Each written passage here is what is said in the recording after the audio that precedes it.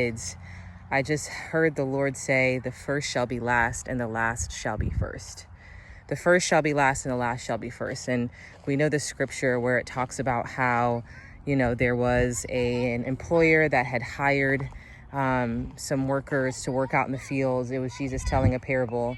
And after he had hired those folks, he had gone out and hired some more folks. And then he had hired some more folks in the last hour of the day, and he said he would pay them all, one denarius, I think, or something like that, but they were all going to get the same wages. And when it came to wage time, they all received the exact same amount.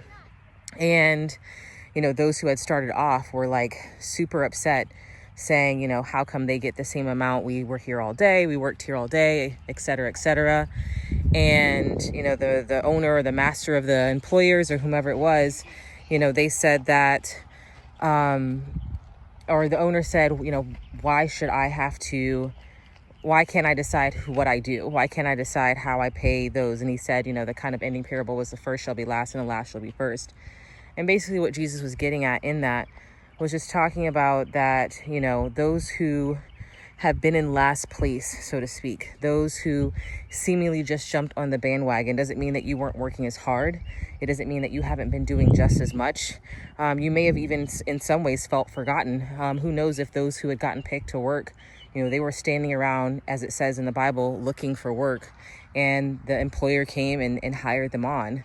And he said, I'll pay you this amount of wage for coming on and joining me. And so I hope you're tracking with me in this, but just really felt like the Lord was kind of highlighting that, those who have felt like, you're a late bloomer, so to speak. Maybe you didn't feel like you were chosen first. The Lord is saying the first shall be last and the last shall be first. And the two are going to be equal.